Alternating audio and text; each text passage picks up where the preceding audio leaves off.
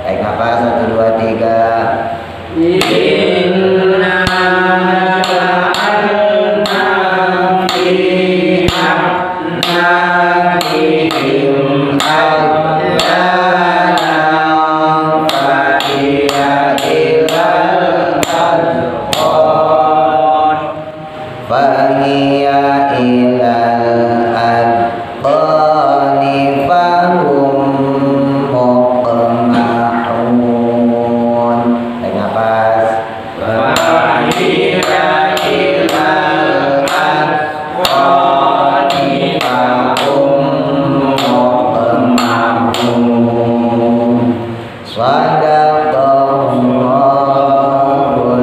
azim. Ya, walaupun cuma 4 ayat, lumayan lah. Seharian gak baca Quran kan? Ayo aku. Iya, 4 ayat lumayan dong. Baca Quran kalau ngaji doang, ya serapokok. Timbang orang belas. Dilihat halaman 3 ya, kita 4 baris dari bawah. Inna ja'alna fi anaqihim. Bismillahirrahmanirrahim. Qala musannif rahimallahu ta'ala wa nafa'na bihi wa bi ulumi fi dharain amin. Qala Allah ta'ala fil Qur'anil Karim, a'udzu billahi minasy syaithanir rajim. Inna ja'alna fi a'naqihim aghlalan fahiya ilal adqani fahum muqma'un. Inna, sesungguhnya kami, kata Allah, ja'alna, telah menjadikan kami, fi a'naqihim, pada leher-leher mereka, aglalan, rantai. Nah, fahiya, adapun rantai tersebut, ilal adqani, sampai ke dagu. Fahum, maka adapun mereka itu muqma'una, menengadah. Ya, jadi sambil menengadah. Ai, maksudnya rafi'una, mereka mengangkat, ru'usahum, akan kepala-kepala mereka, goduna, dengan memejamkan, absarahum, akan mata-mata mereka atau pandangan mereka. Ya, jadi diikat, dibelenggu, dirantai, ya, sampai-sampai badannya ya tegap dengan wajahnya ke atas, dengan pandangan mata juga ke atas. Li'anna amudal hulli, karena sesungguhnya kayu belenggu atau rantai tersebut itu fi unukil maghluli, berada pada leher yang dibelenggu itu. Yadkhulu, yang masuk, tahta daqonihi, di bawah dagunya. Jadi rantai tersebut, kayu belenggu tersebut ditaruh di bawah dagunya, maka fayamna'uhu, maka mencegah dia, khafdur ra'sihi, untuk menundukkan kepalanya. Jadi ini apa, belenggu zaman dulu Pak, rantai zaman dulu. Kalau pernah nonton film-film zaman dulu, kalau sekarang kan orang diborgol ya, kalau di penjara diborgol. Kalau zaman dulu itu pakai kayu, terus dipasung, tau gak? Nah, jadi kalau film-film zaman dulu tuh dikasih kayu balok, terus ditaruh di leher tuh. Nah, kalau zaman dulu tuh apa, borgolnya begitu. Kalau zaman sekarang borgol besi ya. Nah, kalau zaman dulu pakai kayu balok gede, terus ditaruh di leher sampai dagu sini, terus tangannya dibasukin. Nah, tangan ini kan nahan pala gini. Jadi palanya kagak bisa nunduk, orang ketahan kayu. Nah, ibaratnya dipasung lah kalau bahasa kita. Nah, wahadihil ayat, adapun ayat ini ya dikatakan itu ala sabilit tamsili, tentang perumpamaan atau percontohan ya, tamsil, liman, bagi orang la yu'minu, yang tidak beriman, billahi, kepada Allah. Nah, dalam sebuah riwayat ini ayat tadi yang kita baca, inna ja'alna fi anaqihim, bahwa sesungguhnya Allah meletakkan pada leher-leher mereka aglalan, ya berenggu, ya rantai pasungan. Nah, ini dalam sebuah riwayat yang pertama, ini tamsil, ya, perumpamaan. Contohnya orang yang tidak beriman pada Allah, wa yatakabbaru, dan mereka takabur, biman, dengan perumpamaan orang tersebut, kanat, yang ada, ya apa ya duhu, tangannya itu, ila unukihi, sampai diangkat ke dagunya. Nah, ini jadi perumpamaan. Warofa, dan kemudian mengangkat pula roksahu, akan kepalanya, ila samai, ke langit. Jadi ada ulama yang menafsirkan ini perumpamaan orang yang sombong. Ya, dia tidak mau beriman pada Allah terus sombong. Itu sama aja kayak orang yang dibelenggu lehernya, pandangannya menengadah ke atas langit. Gitu kan, sombong bahasa kita. Ya, takabur. Walam yara syai'an, maka tidak akan dia melihat sesuatu pun. Orang kalau udah menengadah mandangnya ke langit, sombong, maka dia tidak akan melihat apapun di depannya. Kebaikan sekecil apapun menurut dia terjelek. Orang sombong pada ke atas mulu. congkak ya, angkuh. Wakilah dan dikatakan juga pendapat lain, hiya adapun ayat ini itu ikhbarun untuk menerangkan an ahwalil kufari tentang keadaan orang-orang kafir fi jahannam di neraka jahanam. Jadi ada dua qaul ya. Ada dua versi riwayat. Yang pertama dikatakan bahwa ini ayat tamsil, ya perumpamaan buat mereka-mereka yang sombong, tidak beriman pada Allah. Ya, walaupun sekali lagi ini secara khusus memang untuk orang kafir, tapi secara umum ini juga sindiran buat kita. Ya, sindiran buat kita yang ngakunya mukmin, beriman pada Allah, tapi ya mohon maaf suka menyombongkan diri. Ya, suka angkuh, menganggap hal-hal yang kita miliki itu lebih berharga daripada Allah itu sendiri. Wa ja'alna min baini aydihim sadda wa min khalfihim sadda fa amshaynahum fa hum la yubsirun. Ayat selanjutnya. Wa ja'alna, dan kami jadikan juga kata Allah, min baini aydihim, di hadapan mereka saddan, dinding, tembok, wa min khalfihim, dan di belakang mereka itu saddan, ya tembok juga, dinding. Fa aghsyaynahum, lalu menutupi kami, hum akan mereka, lalu Allah menutupi mereka itu, fahum la yubsirun, maka mereka tidak bisa melihat. Nazalat hadhil ayat, adapun turunnya ayat ini fi riwayatin, dalam sebuah riwayat, fi haqqi Abi Jahlin, yaitu tentang Abu Jahal, wa sahibihi, dan sahabat-sahabatnya Abu Jahal, min Bani Makhzum, dari suku Bani Makhzum. Wadhalika, dan adapun yang demikian itu, maksudnya riwayat cerita ini, anna Abu Jahlin, sesungguhnya Abu Jahal itu halafa, bersumpah, la in ra'aitu, andai aku melihat, kata Abu Jahal, Muhammad, dan akan Muhammad, jadi gak nyebut Nabi, orang Abu Jahal. Abu Jahal bilang, andai aku melihat Muhammad yusolli, dia sholat, la ardokhona, maka akan aku remukkan roksahu, kepalanya, bil hajari, dengan batu. Ini waktu itu Abu Jahal saking sebelnya sama Nabi Muhammad, sampai dia bilang, kalau Muhammad sholat lagi di depan Ka'bah, nanti akan saya bawa batu, saya remukin kepalanya. Ancam. Iya, diancam. Tapi apa ngomongnya sama sahabat-sahabatnya, sama teman-temannya. Ya, fa'atahu, maka mendatangi Abu Jahal kepada Nabi Muhammad, wa huwa, adapun Nabi Muhammad, kanjeng Nabi itu yusolli, sedang sholat. Jadi sholat itu udah ada, walaupun Nabi Muhammad belum diperintahkan sholat 5 waktu ya.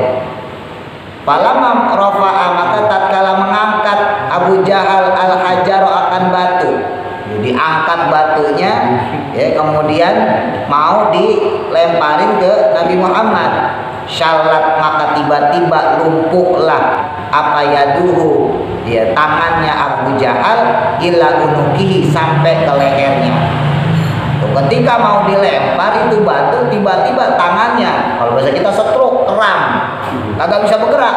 Batu udah dipegang, udah tinggal ditimpain doang, kagak bisa bergerak, ya, lumpuh total seketika. Ya. Walasikol hajaru, dan tetaplah menempel batu tersebut, biadihi, di tangannya Abu Jahal. Batu itu kagak jatuh, jadi kagak kena Nabi Muhammad, nempel aja tuh. Padahal lu tinggal ngeremukin kepalanya doang. Falamma ada, maka tatkala kembali si Abu Jahal ila ashabihi, akhirnya balik tuh Abu Jahal ke sahabatnya sambil bawa batu yang tadi mau dilemparin ke Nabi Muhammad. Jadi dia balik lagi, batu itu masih nempel gitu. Wa akhbarahum, dan kemudian memberitakan kepada mereka, kepada sahabatnya Abu Jahal, bima ro'a, dengan apa-apa yang dilihat dia, ya, sakoto, maka tiba-tiba jatuhlah. Apa yang jatuh? Al-hajaru, batu tersebut. Tuh, lucunya gitu ya. Jadi sampai di teman-teman sahabatnya itu malah jatuh batunya. Ini boleh nih, ini ayatnya ayat ini nih, ayat jimat ini. Wa ja'alna min baini aydihim sadda wa min khalfihim sadda fa asyainahum fa hum la yubsirun. Faqala, maka kemudian berkata rajulun, ya temannya ini, salah satu temannya Abu Jahal, min Bani Makhzum, dari suku Bani Makhzum. Ana aqtuluhu, ya udah kalau begitu aku aja deh yang bunuh Muhammad bihadal hajari, dengan batu ini. Abu Jahal kagak bisa ya kan, orang batunya nempel. Akhirnya dipegang tuh, dibawa sama salah satu temannya itu, udah saya aja yang bunuh Muhammad. Fa'atahu, maka dia pun mendatangi kanjeng Nabi Muhammad. Wa huwa, adapun kanjeng Nabi itu yusolli, sedang sholat. Fa'arada ayyarniyahu, maka tatkala orang tadi ingin melemparkan kepada Nabi ya bil hajari, dengan batu tersebut, fa'a'ma, maka tiba-tiba membuat buta dia. Siapa yang membuat buta? Allah Ta'ala, Allah Subhanahu wa Ta'ala. Basarahu, akan penglihatannya, akan matanya. Maka faja'ala, maka jadilah dia itu yasma'u, hanya bisa mendengar, sautahu, akan suaranya Nabi Muhammad sallallahu alaihi wasallam, tapi wala yarahu, tanpa bisa dia melihat Nabi Muhammad sallallahu alaihi wasallam. Jadi seketika itu juga matanya dibutakan sama Allah. Matanya dibutakan, akhirnya yang kedengaran cuma suara Nabi. Nah, yang disebut waja'alna min bainihi aydihim saddan. Jadi di depannya dikasih dinding, dikasih tembok, terus wa min khalfihim saddan, di belakangnya juga dikasih tembok. Gak bisa ngelihat, maksudnya gitu. Nah, Abu Faraja'a, maka kemudian kembalilah ya temannya Abu Jahal tadi ila ashabihi, kepada para sahabatnya itu, ya kepada sahabat Abu Jahal yang lain. Falam yarohu, maka ya dengan tanpa melihat mereka, hatta naduhu, sampai mereka itu memanggil. Ya orang buta ya kan, dibutain sama Allah, akhirnya dia kabur. Tadi mana teman saya nih, orang kagak bisa ngeliat dia. Nah, akhirnya teman-temannya yang manggil, sini, ini kita nih. Faqalu, maka berkata mereka, ma sonata, apa yang kamu lakukan? Bukannya kamu pengen ngelempar batu itu kepada Muhammad, loh kok sekarang malah merem-merem gitu, kagak bisa melihat apa? Gitu. Qala, maka menjawab orang tersebut, ma ra'aituhu, saya nggak bisa melihat Muhammad. Walakin sami'tu, tetapinya aku hanya bisa mendengar sautahu, akan suara dia, suaranya Muhammad. Wahala baini wa bainahu, dan tiba-tiba di depanku syai'un, ada sesuatu. Nah ini hebatnya mukjizatnya Nabi yang mungkin jarang kita tahu. Ya, kahai atil ijli, seperti ada satu ekor sapi ya, yang fuhu, yang mengibas-ngibaskan, bidin bihi, dengan ekornya tersebut. Ya ada sapi besar, tiba-tiba ada di depan saya yang mengibas-ngibaskan ekornya itu. Walau danautu minhu, yang mana jika aku mendekat kepada sapi itu, la akalani, maka sapi itu siap-siap memakan aku. Jadi apa namanya, ya malaikat kali ya.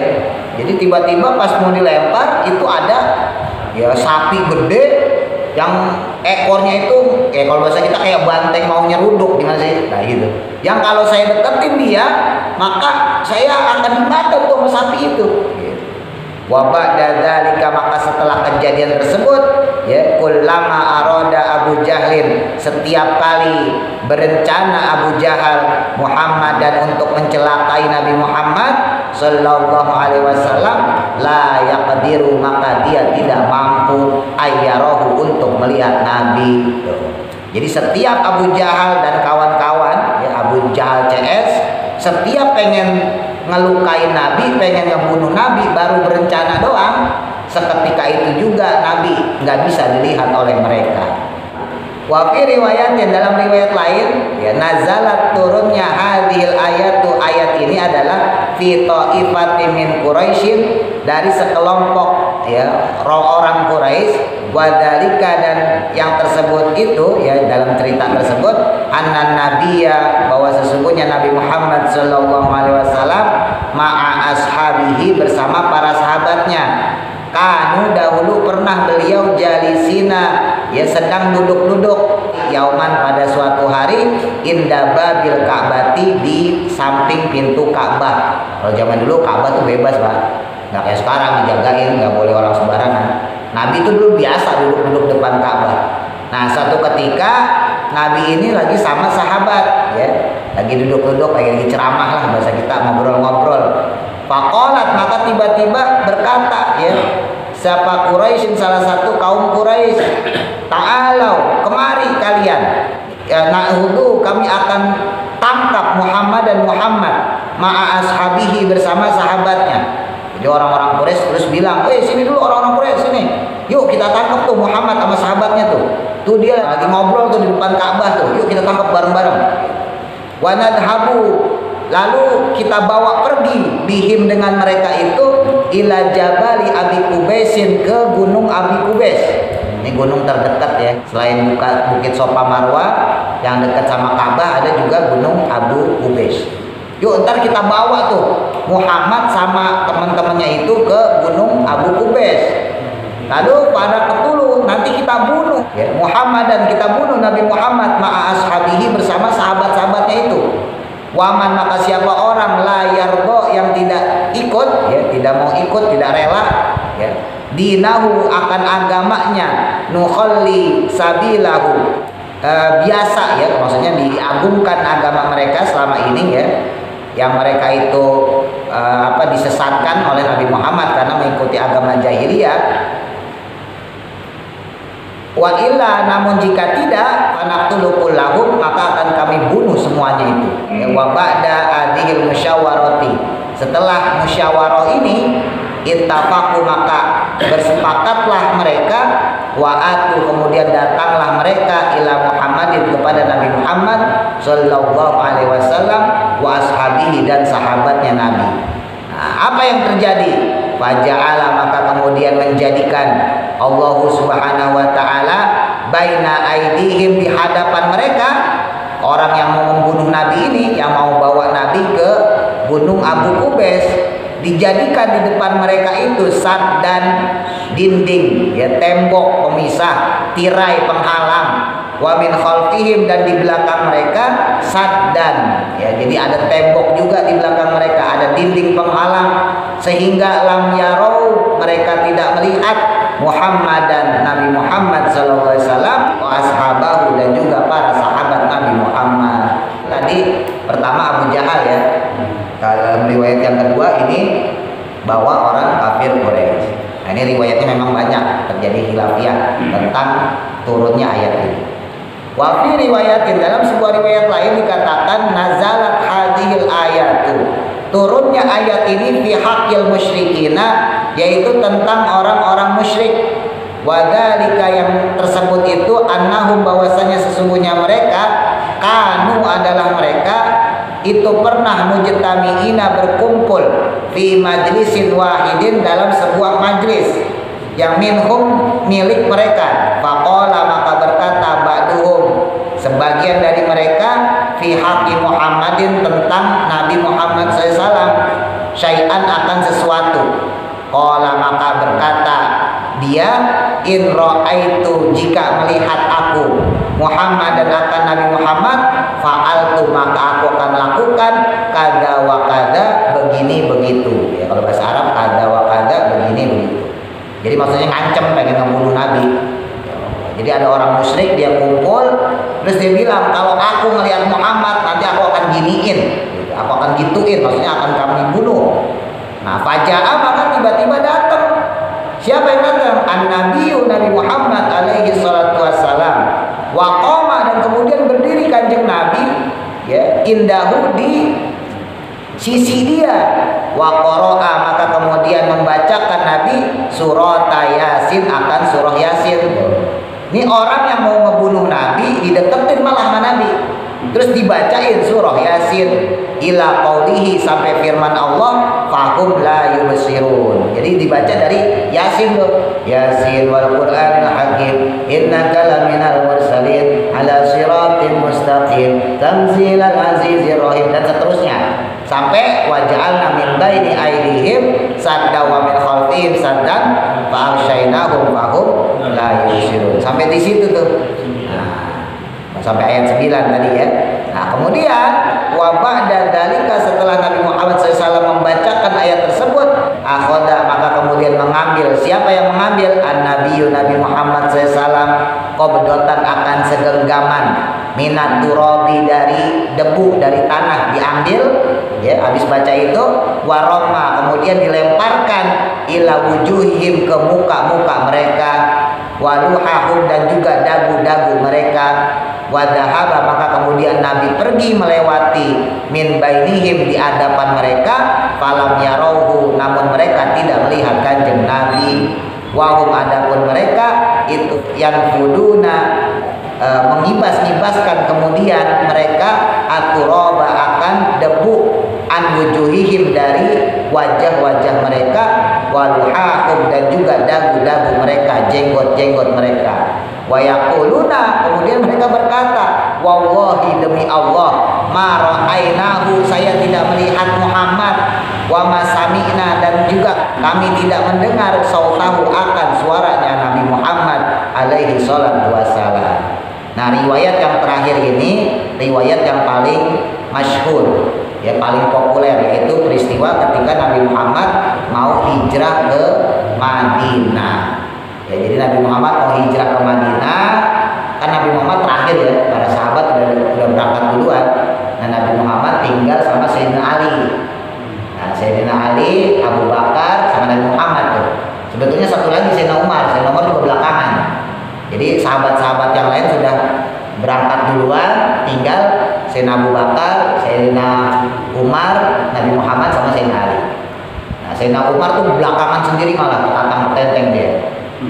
Nah, Rasulullah tahu rumahnya mau dikepung ya sama orang-orang musyrik yang pengen ngebunuh Nabi Muhammad.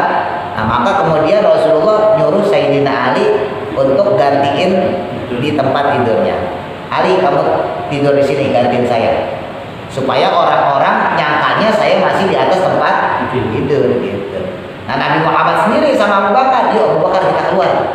Tapi di depan banyak orang ya Rasul, mereka udah siap membunuh kita. Udah nggak apa-apa.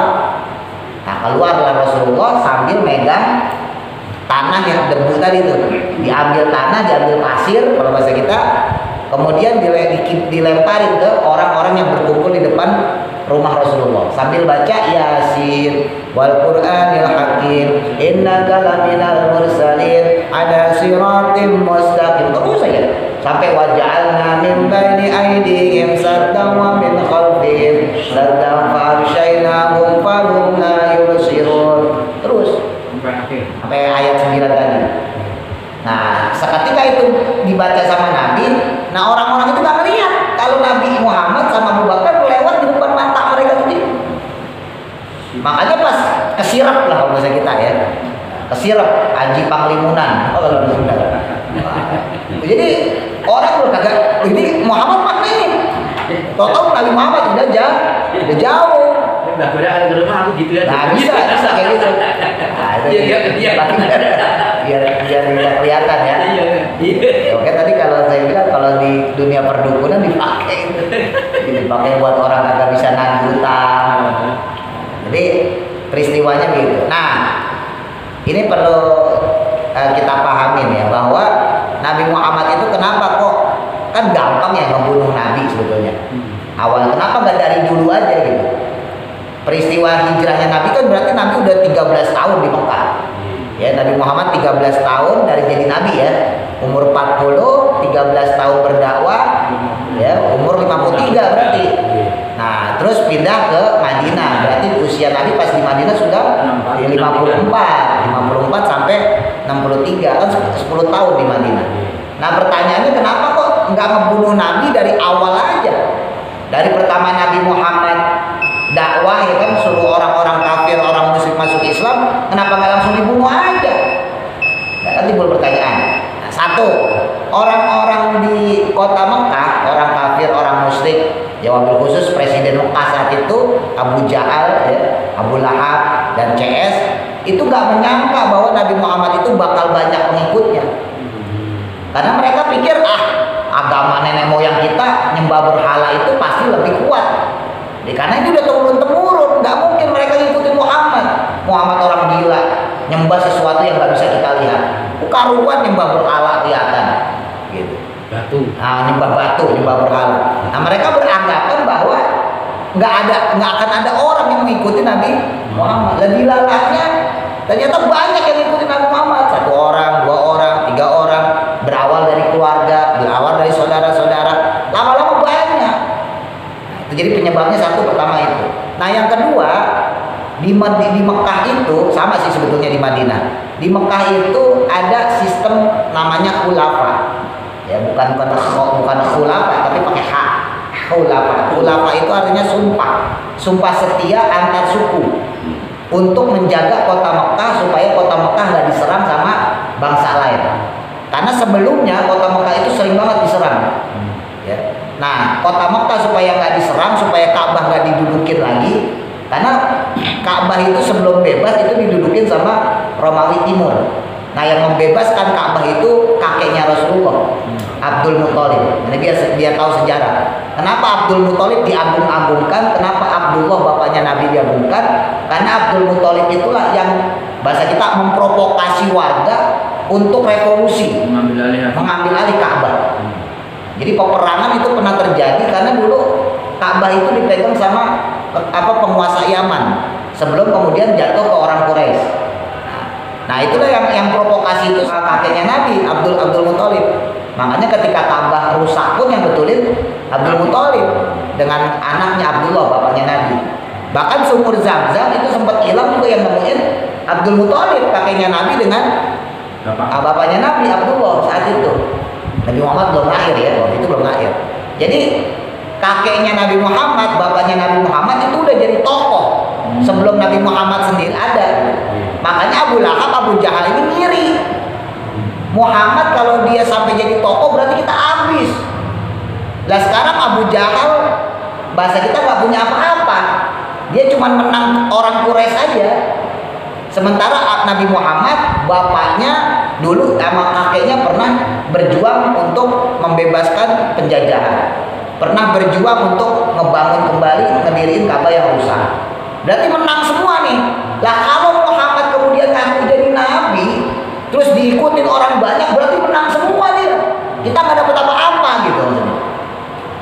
Itu makanya Abu Jahal benci banget. Cuman mereka itu terhalang dengan khulafa tadi saya bilang, sumpah setia. Jadi beberapa suku di sana itu dia kalau bahasa kita sekarang bikin anggota dewan, DPR, MPR. Nah, salah satu anggota dewan itu yaitu pamannya Rasulullah, Abu Thalib. Kan Abdul Muthalib kakeknya udah meninggal, Abdullah bapaknya Nabi udah meninggal. Nah, di antara dewan tersebut ya ada Abu Jahal, ada Abu Sufyan, ada Abu Lahab. Abu Lahab itu masih pamannya Rasul ya, masih paman kandung karena adiknya bapak beliau Abdullah. Sama juga Abu Thalib. Abu Thalib juga adiknya Abdullah. Jadi ada 2 paman kandung Rasul yang ada di dewan. Makanya Nabi Muhammad sebagaimanapun beliau menyebarkan Islam, Abu Jahal nggak berani ngebunuh Rasulullah. Karena ada kesepakatan di situ. Kalau sampai ada di antara kita yang mati, maka suku tersebut harus pindah dari Mekah. Harus diusir. Bahkan orang yang ngebunuh itu juga harus diadili. Nah, makanya Nabi Muhammad itu walaupun berdakwah masukin Islam orang banyak, nggak ada yang berani nentang. Termasuk Abu Lahab, Abu Jahal. Ya beraninya cuma ngelemparin batu doang aja. Lemparin batu, kotoran unta, udah gitu aja. Mencemooh, nyaci maki. Nggak berani macam-macam karena kalau sampai membunuh mereka tahu konsekuensinya. Nah, cara yang bagus menurut mereka ya, satu-satunya cara yang bagus untuk membunuh Nabi Muhammad terus nggak kena kesalahan, ya udah kita bunuh bareng-bareng. Nah, sekarang kalau perwakilan suku ikut semua kan siapa yang bersalah ya? Nggak berani kan? Nah, ibarat kita misalnya orang Sunda ikut, orang Jawa ikut, orang Betawi ikut, yuk kita bunuh dia. Nah, misalnya gitu. Berarti kan nggak bisa disalahin orang semua suku ikut. Nah, iya. Akhirnya kemudian terjadilah peristiwa yang itu tadi tuh. Nabi Muhammad mau hijrah, Abu Lahab kemudian mengumpulkan orang-orang musyrik, orang-orang kafir untuk membunuh Nabi. Lah kenapa tuh mereka berani? Karena saat itu Abu Thalib sudah meninggal. Ya. Jadi 2 tahun sebelum Rasulullah hijrah, Nabi Abu Thalib itu meninggal. Yang dewan tadi. Anggota dewan. Padahal Abu Thalib ini yang menjaga Nabi Muhammad. Kenapa Nabi Muhammad gak disentuh? Karena Nabi Muhammad ini kan ponakan kesayangan Abu Thalib. Macam-macam sama Muhammad, dasar-dasarnya urusannya sama Abu Thalib. Mereka kagak berani ibaratnya. Kenapa? Karena mereka anggota dewan. Nah sekarang Abu Thalib meninggal, yang backingnya meninggal. Nah, ditambah Siti Khadijah juga istri Rasul meninggal. Nah otomatis mereka punya kesempatan untuk membunuh Nabi. Cuman tetap mereka ngeri juga. Kalau Abu Jahal ngebunuh sendiri, otomatis nanti dia disalahin. Nah iya, gimana caranya supaya kita gak disalahin? Ya udah kita bunuh rame-rame. Akhirnya semua suku dikumpulin, yuk kita datangin rumah Muhammad, kita bunuh dia. Nah pada malam Rasul hijrah itulah mereka berkumpul, diputerin rumah Rasulullah. Diputerin supaya Rasul nggak bisa kemana-mana, mau nggak lewat pintu depan, pintu belakang nggak bisa. Nah maka ketika itu sudah terjadi dikumpulin, nah disinilah Rasul kemudian nyuruh Sayyidina Ali untuk tidur, pura-pura gantiin, tidur di sini, gantiin saya, supaya orang-orang taunya Muhammad lagi ada di tempat tidurnya. Nah kemudian Rasul keluar bersama Sayyidina Abu Bakar sambil baca surah Yasin yang tadi kita baca, Yasin sampai waja'alna min baini aydihim, terus fahum la yubsirun. Udah jauh orang-orang kafir musyrik yang muterin rumah Nabi, ngepung rumah Nabi baru sadar, kok kita menjadi bengong begini. Jadi disirap kalau bahasa kita. Kan kita mau masuk rumah Muhammad, ayo masuk semua. Nah ketika mereka sudah menghunuskan pedang, dibukanya itu selimut, ternyata Sayyidina Ali. Tapi Sayyidina Ali dibunuh juga? Enggak, karena pas dibuka ternyata Sayyidina Ali. Karena inceran dia kan Nabi Muhammad. Nanti kalau membunuh Sayyidina Ali repot lagi, panjang lagi urusannya. Karena Sayyidina Ali masih kecil waktu itu. Ya.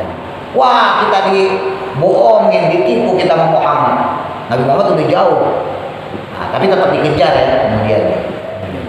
Wallahu a'lam, mudah-mudahan manfaat.